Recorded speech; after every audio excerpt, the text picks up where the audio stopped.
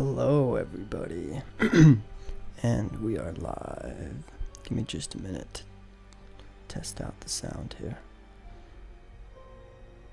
I got some more creepy music playing in the background because for this live, we're going to be telling another scary story.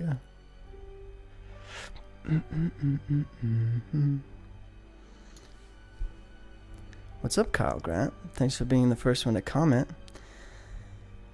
That means that the main character in this story is going to be named Kyle. So that'll be fun. Oh, I just gotta check this out really quick. I don't know why my phone's taking forever to load it. But anyways, welcome back to another evening with Eskel, everybody. Episode 88. We're slowly making our way to 100. The scary story I have for you today, man. Oh, I keep on telling it to myself multiple times, thinking that it'll get less scary, but it's still terrifying. Oh, I hope you guys are ready. Are you guys ready for this? If someone could give me a thumbs up if the background music is at a good volume, that'd be great. Because for some reason, it's not showing me it.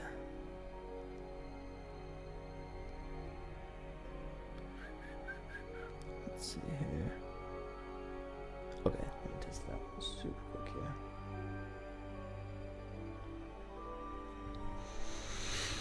here. Just get ready for goosebumps, you guys. Here we go. Melanie Brown is home alone. Perfect. This'll scare you so bad.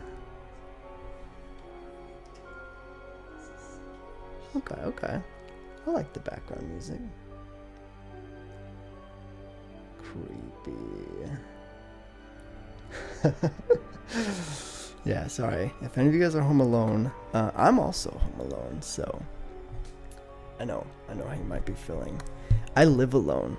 And so I've been doing these lives really late, so they'll be extra creepy and scary. And there was just the other day, I was here, and it was super late at night, just chilling here, not used to hearing any noises at all, because I live alone. And then all of a sudden I hear a bang, bang, bang right on my door, and I freak out. I'm just like, what's going on?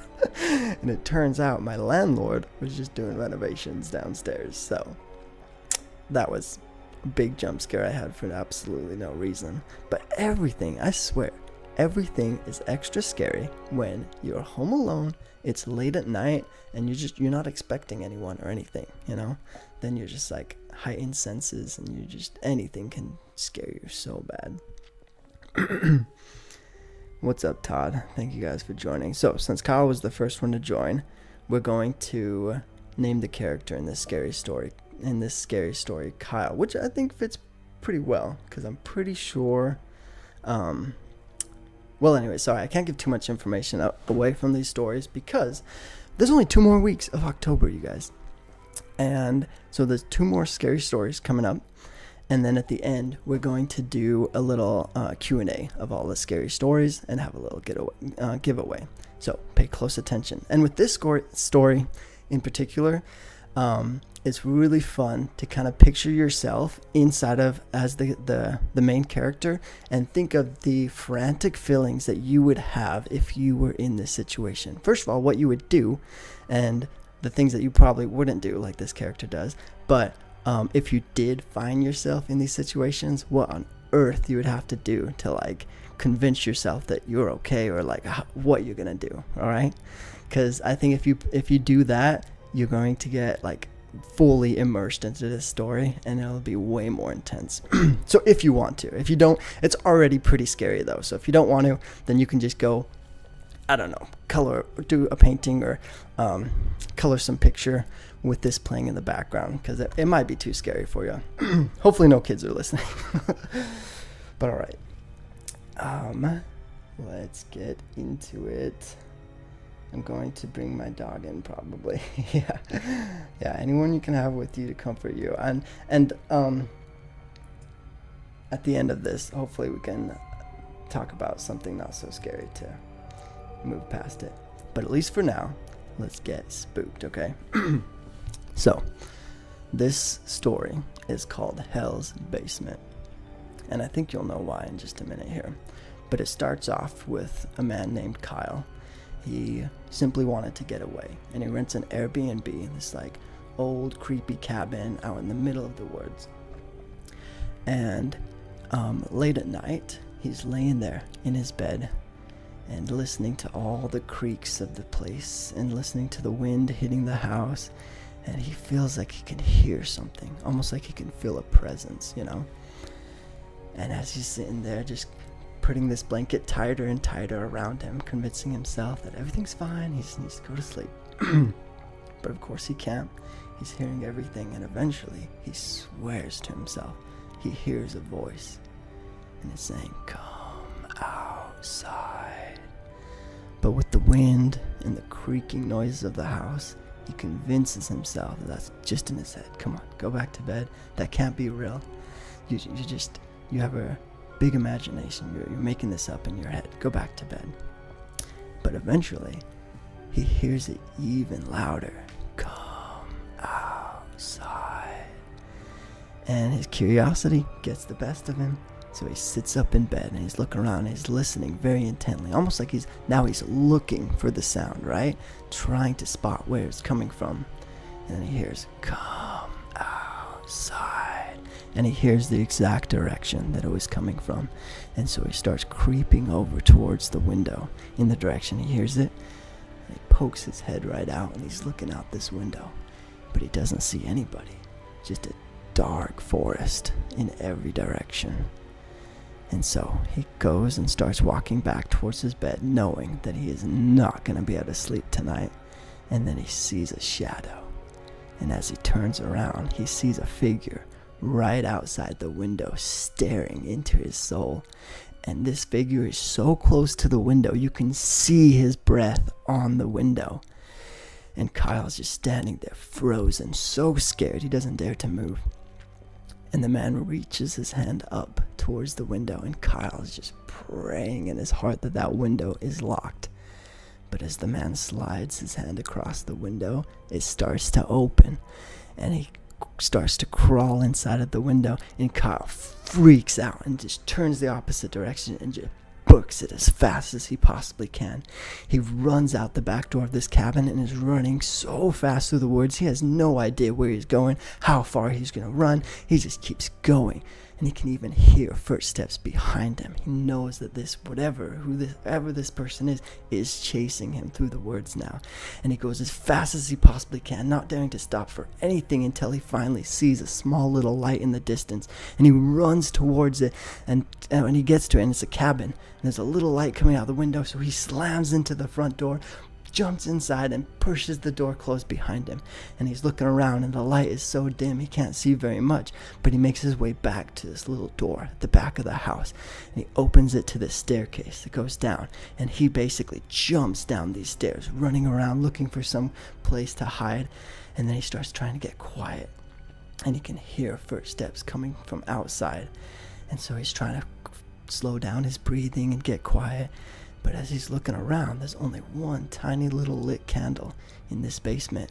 And from it, he gets closer and closer, and the light is shining on the walls, and he can now see the figures and the things on the wall are painted out of what looks like it's blood.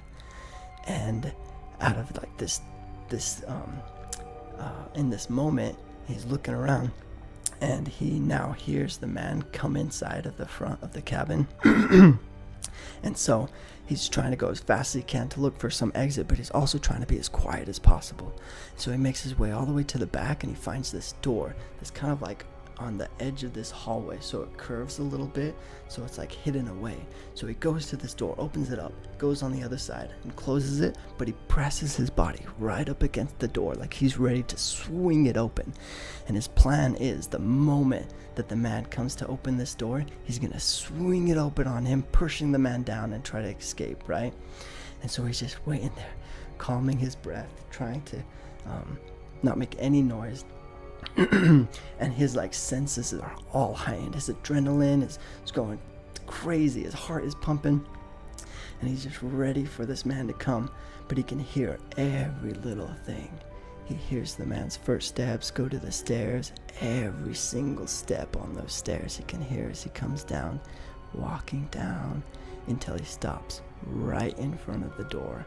And so Kyle gets ready to put all of his force into this door, and just before he swings it open, he hears click, and the door locks, and everything just drains from his face as the horror hits him like a brick wall, and he realizes he just got locked inside.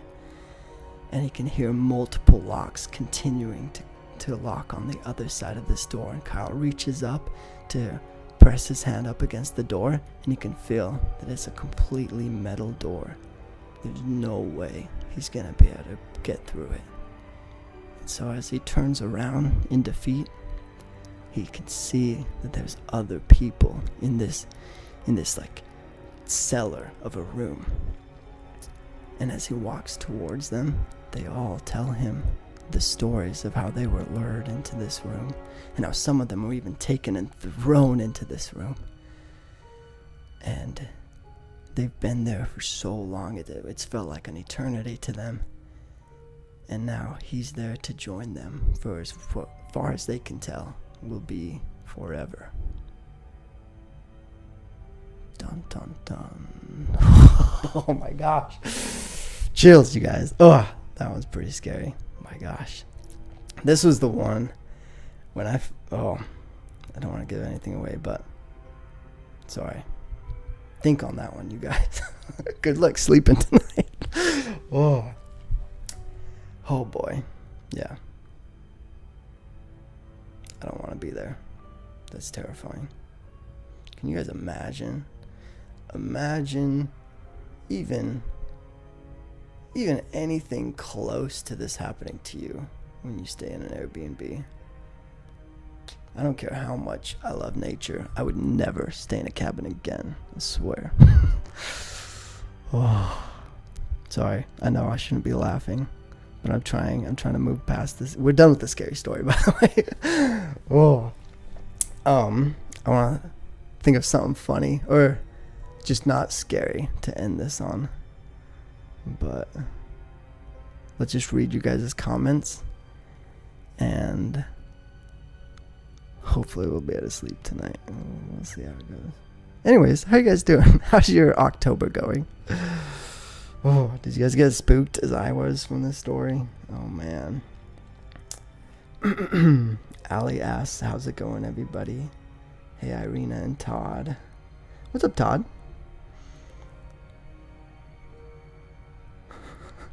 I'm okay. Running into the word dumb move. I know. But think, when you're in a panic, man, I would run through the words.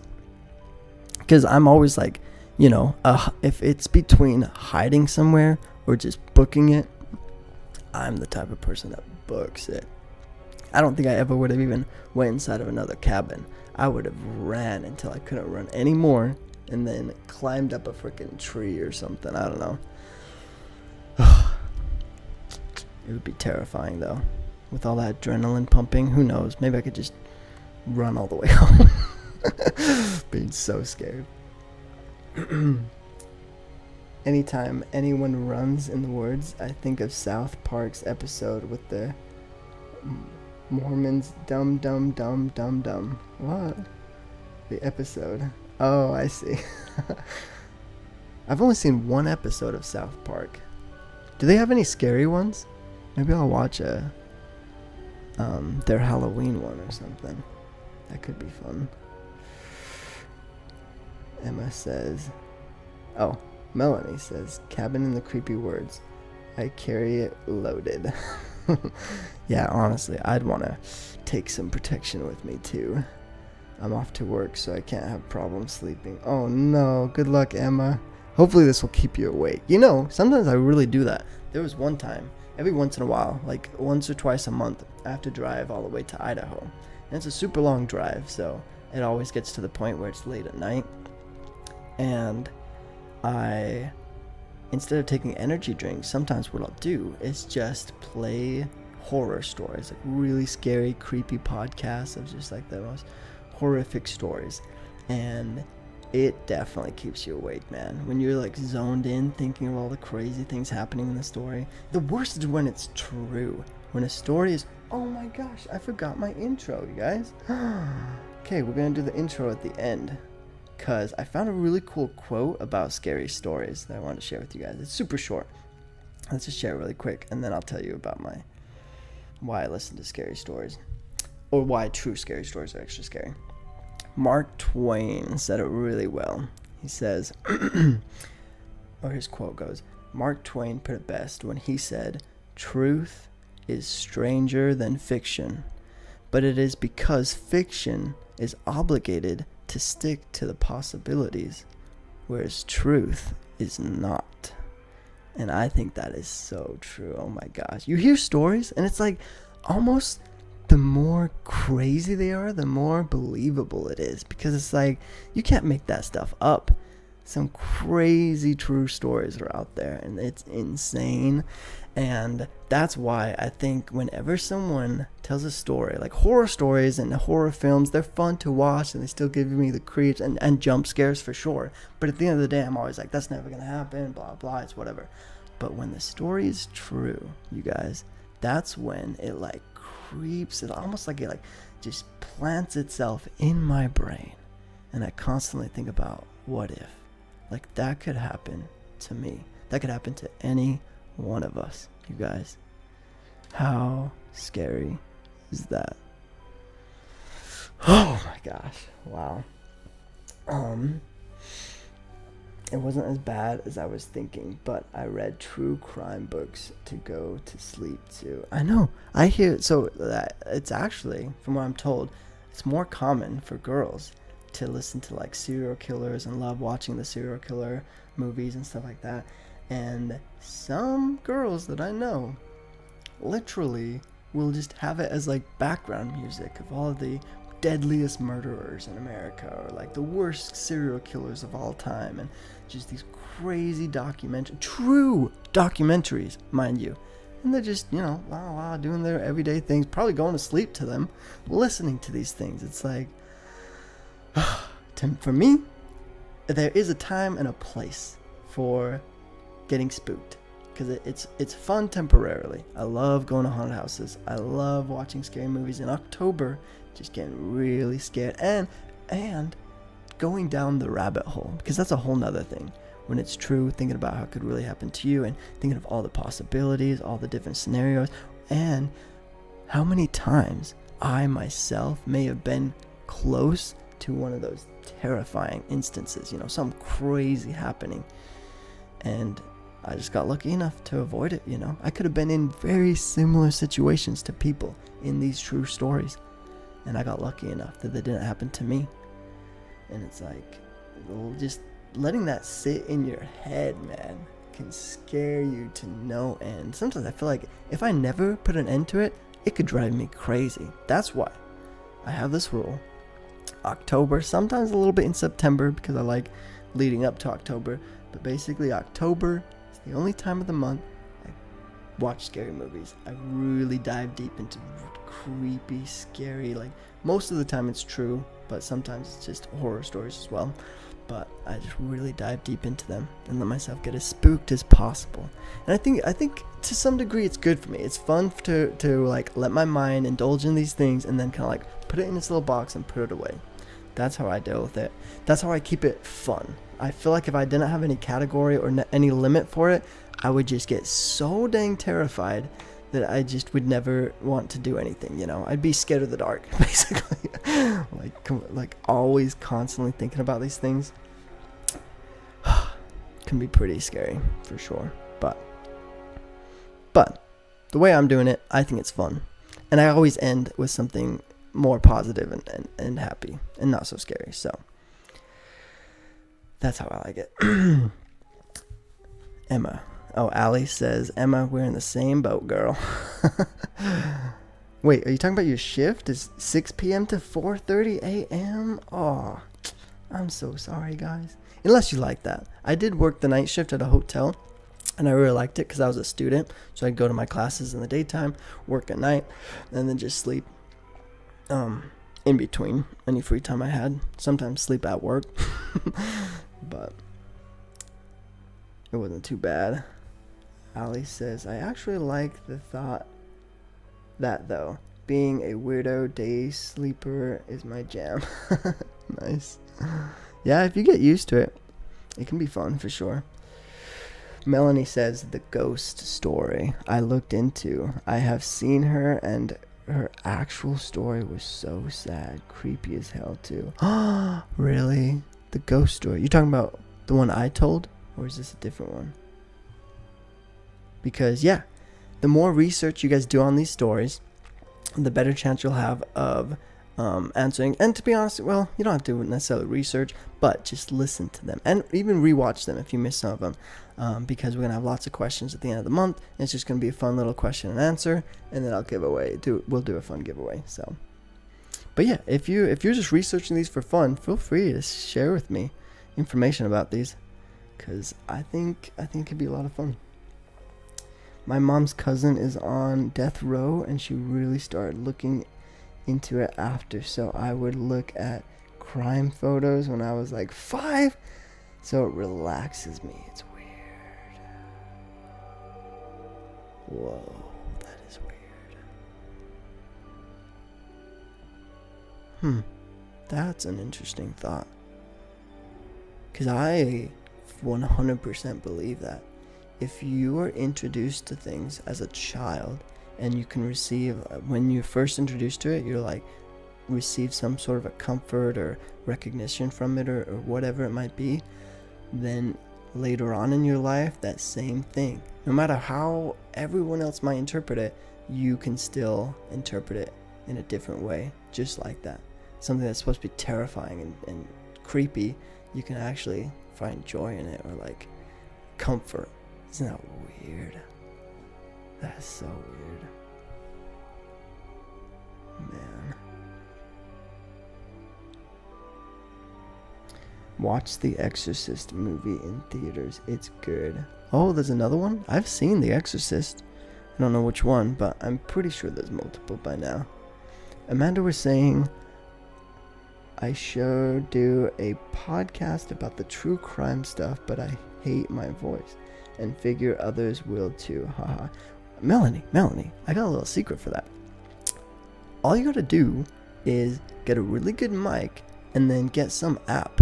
There's apps that legit, well, even a good enough mic usually will take care of it, because most of the time when you hate your voice, it's either when you haven't had any practice, so you're saying or like filler words all the time, which can be annoying, or it's just simply really bad quality of a mic. My first time, and even still, when I just, my last live, I was on vacation, so I just had my iPhone mic, and so the sound quality wasn't very good. I rewatched it, and I was like, oh, I hate it, but I was on vacation, had nothing else with me, that's what I had to do, I made it work.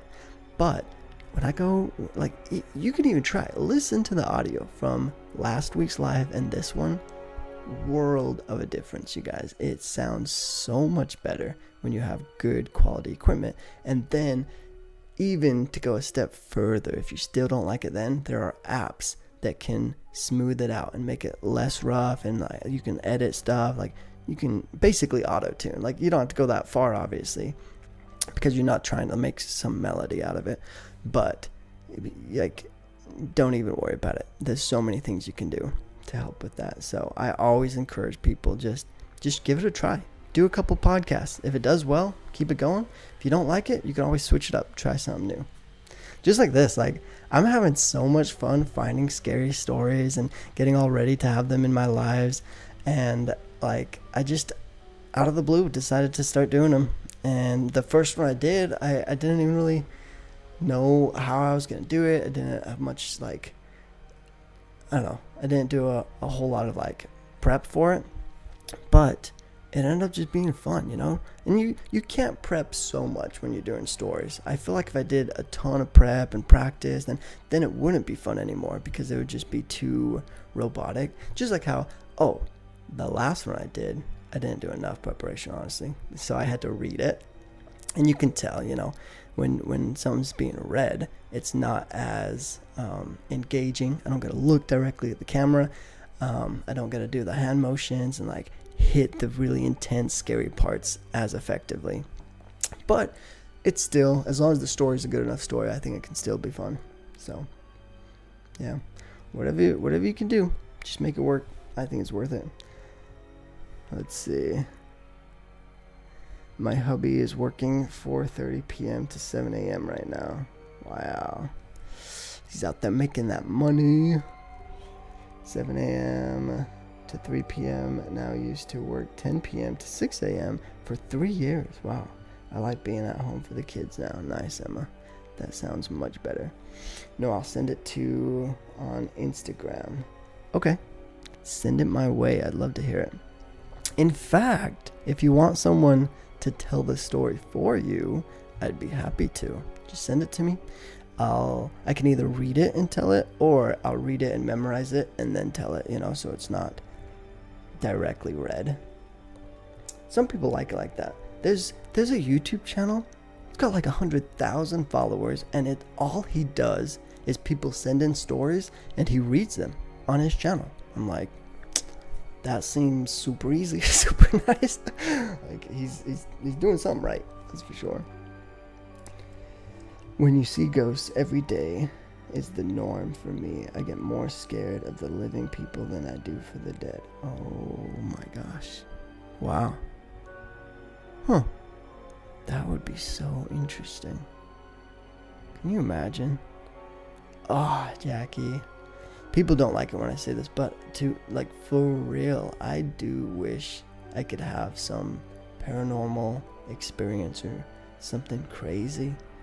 I want to so bad that sometimes I think I'm crazy that I go to these grave sites, I go to these haunted places, and I literally will just start talking to myself, as in if I'm trying to talk to whatever's listening, and I just think to myself it would be so cool, but I just don't know, don't know how that realm works, I guess.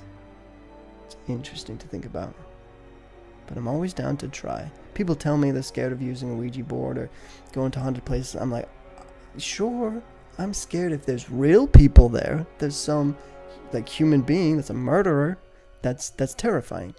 But if there's no one there, it's really abandoned and empty, I'll sleep over in it if I have to see spirits, that would be wild. Now, there are still some scary things, especially when it's portrayed like that movie, The Looking, what's it called? The new one that just recently, it was in theaters for a little while, and it just came out on Netflix, I think. The Looking, or the Look, I don't know, where they touch this hand, right? And when they touch it, they're giving the spirit permission to temporarily access their body. And something about there's something to do with the candle, that if they're touching the hand and they don't blow out the candle in time, the spirit gets to possess their body. Oh, that movie was so scary, you guys. 'Cause just the way they slowly implemented all the spirits coming into the people, and the people getting more and more used. It basically became a game, like the Ouija board, just this game. All these guys, all these people would get together and just play and have fun with it. And they were doing so good with it that no one got fully possessed, only temporarily possessed, of course, until one of them finally did. And it just gets super crazy, man. It's scary. I don't want to ruin anything, but that's a very scary one to go watch. I wish I remembered the proper name. I'll have to look it up. Kyle says, Grimm explores a lot of haunted places in Utah. Grimm? Okay. Why does Utah have so many haunted places? Utah seems like they've got a lot.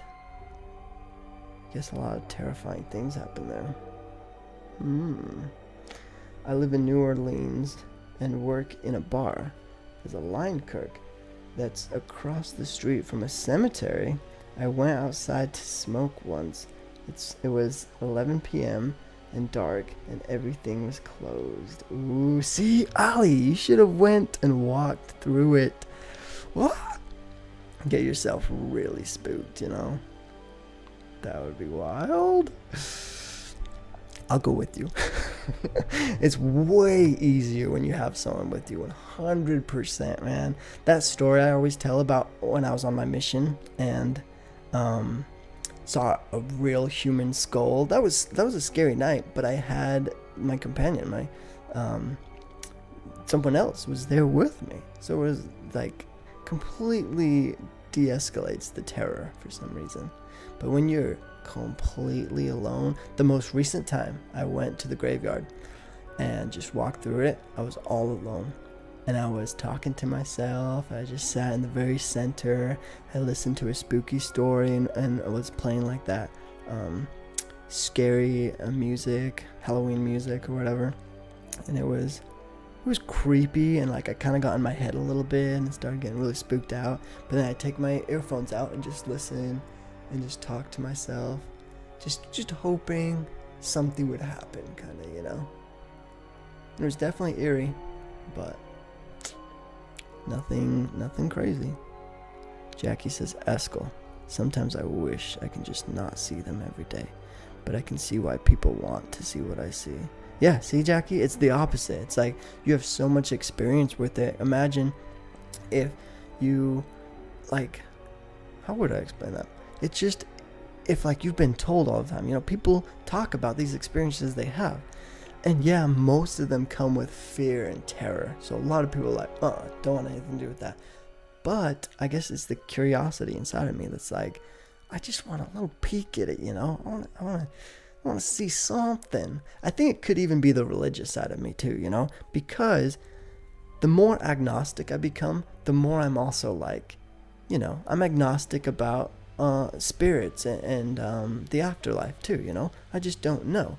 So I'm very much like, okay, if I could have an experience in it, why not, you know? Even with religion, like I don't see why anyone wouldn't be like, okay, if I could have some experience telling me or showing me that, you know, religion's correct or that there is an afterlife or something like that, you know, then why not? You know, it would be really cool to have.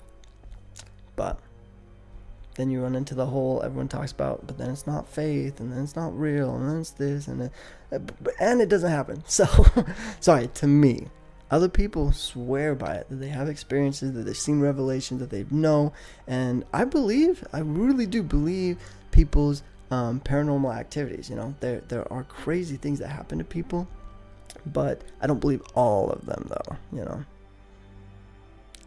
Casey Nipper says, talk to me. Don't screw with the board. Screw that thing. I used to think it was bullshit till that stupid thing kept coming back when I would ruin it or throw it. Whoa. Oh, that's creepy, Melanie. You know what I heard from the cemetery? A baby crying. What?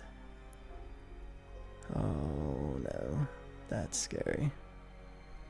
Wow, yeah, of all the most terrifying things I could hear in a graveyard, it would be like a child's voice or something like that. Because it's like a child's voice comes with a sense of purity, you know, a sense of unknowing, like unafraid, just so innocent that it's like to hear that voice in a gravesite would probably be the scariest voice I could hear. That would be crazy.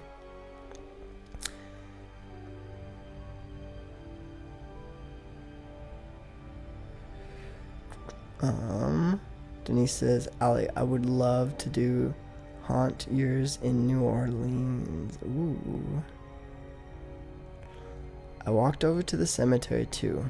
It was closed, no one's there, but there was 100 babies crying. Whoa. Yeah, that would be terrifying. Ali saying, come on over, Melanie. Eskel, are you on top chat or all?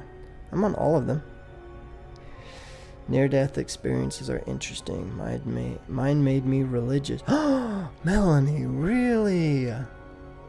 Oh, man. I hear that decently often.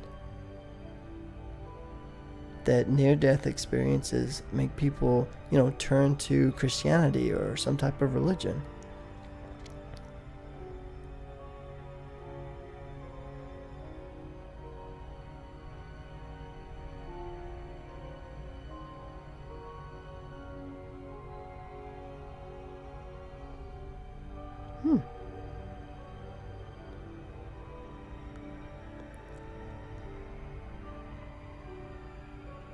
Dang.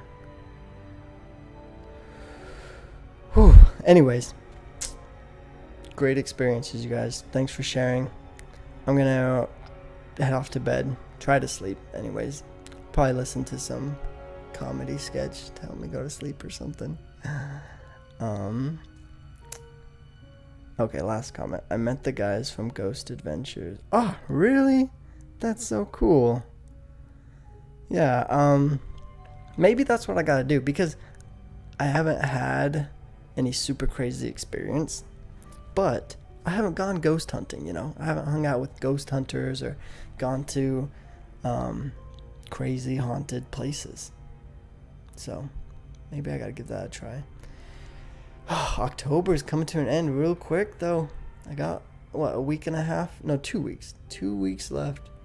Not even 2 weeks. I think it is a week and a half. Got a week and a half left to go to haunted houses, to watch scary stories.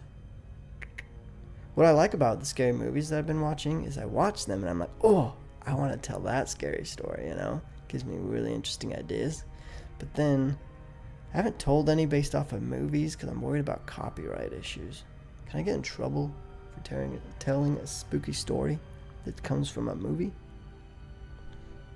I don't know. I guess we'll find out. No, I was kidding. Anyways, this was fun, you guys. Thanks for hanging out. Hope you all have a good night. And enjoy the spooky season. Come back again next week for the last scary story. And then we might do the question and answer after that, or it'll be the week after. We'll see. I'm going to be in a new place next week, though, so maybe we'll do a little guessing game to see who can tell where I'm at.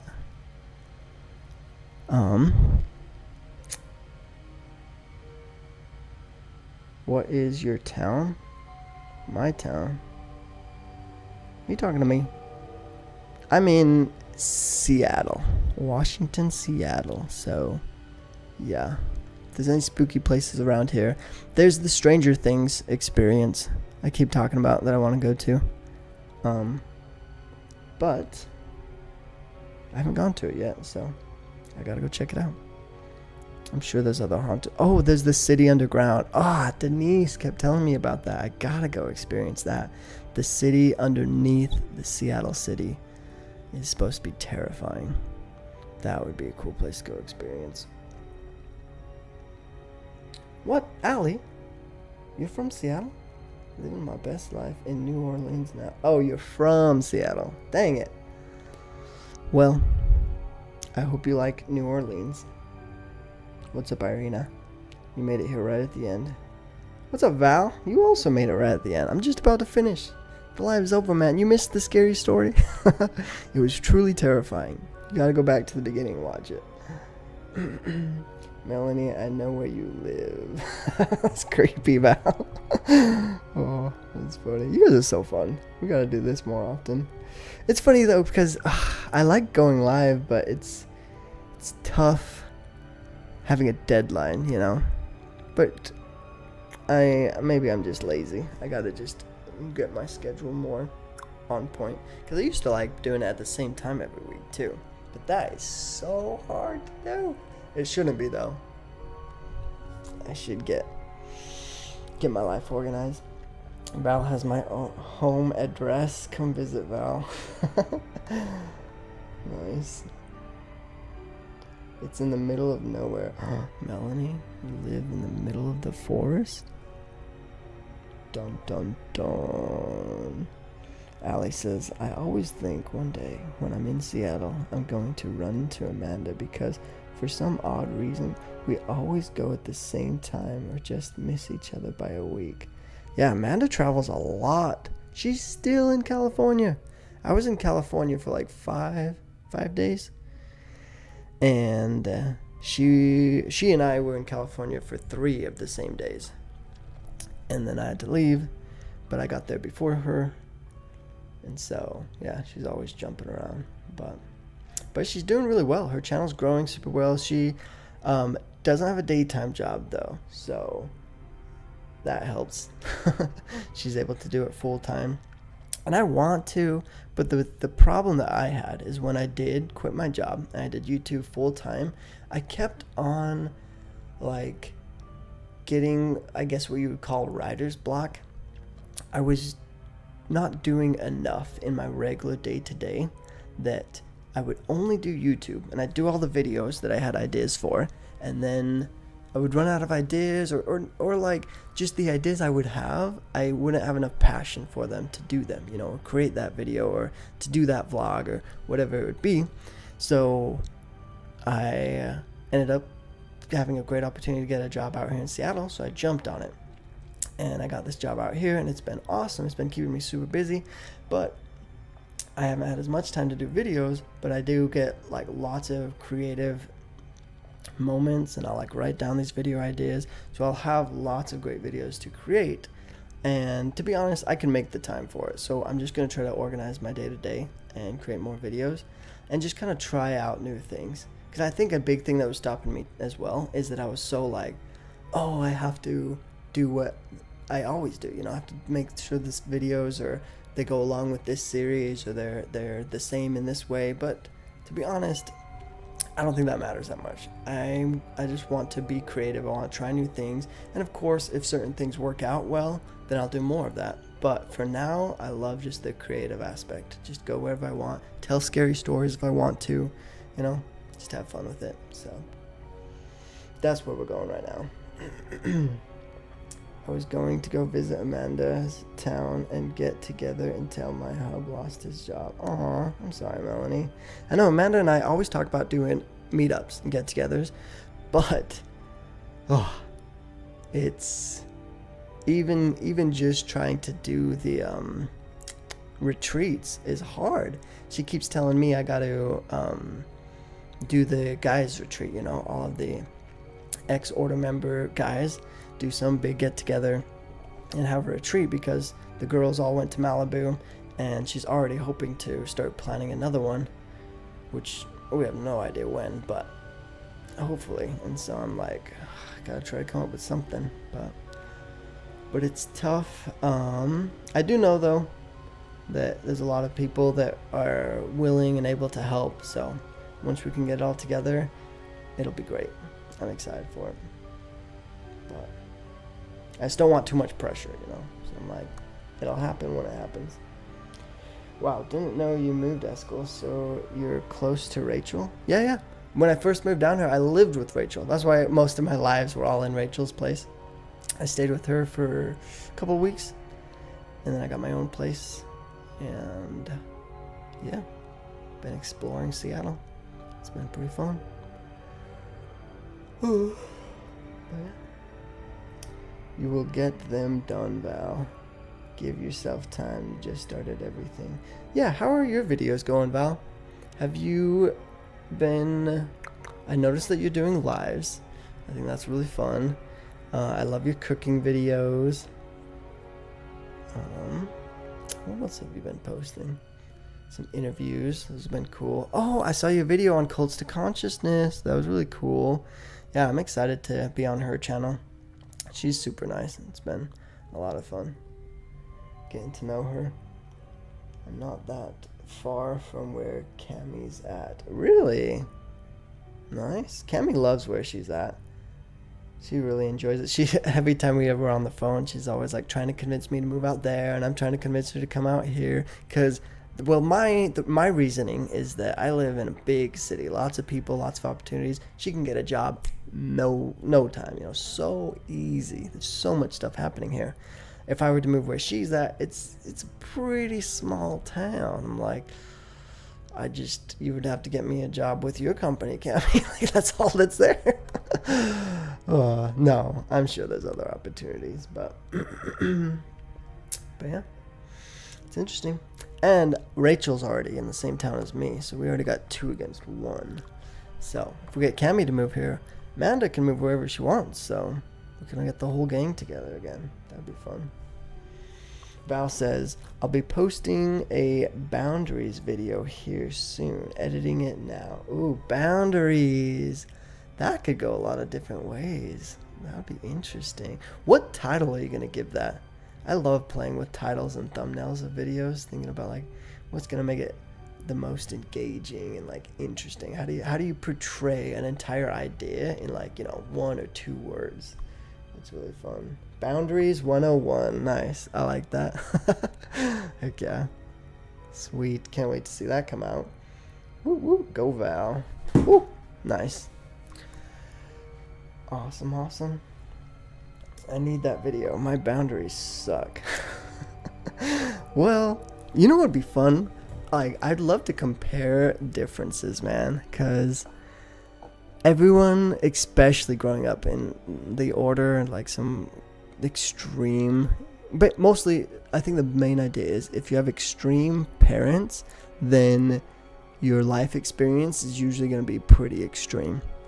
And so I'd love to compare and contrast some of the differences from what you experienced from leaving the cult and dealing with boundaries versus what I have, because I don't know, sometimes I think that the cult's brainwashing on me stuck with me. Well, I don't want to say stuck with me, but it like messed with my head in a different way than it does with a lot of people. But it could just be that I mostly compare and contrast my thought process and my adaptation from leaving with my sisters and how they processed everything. And there could already just be that big difference between them being, a woman versus me being a guy experiencing that. It's already very different. But it's interesting to see everyone's different ways of dealing with all of that. It's crazy. And how long it takes. I bet I've got everyone beat, though. It took me so long to learn boundaries and figure out like how I wanted to live by them. But Val says I'm still processing. That's so true.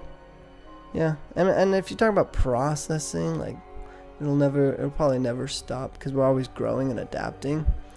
But yeah, it's interesting to see where they've come and like what direction they're going in, for sure.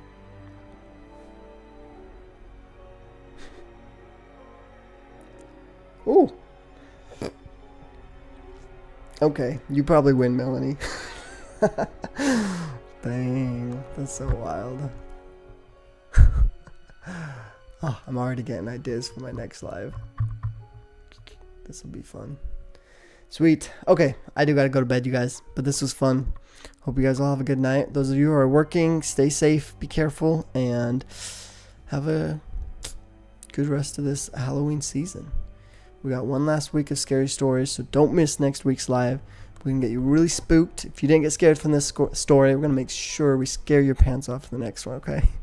So, hope to see you there, and hope you all have a good one. Sweet. Thanks, Val. Good night, you guys. See you in the next one. Bye. This was fun.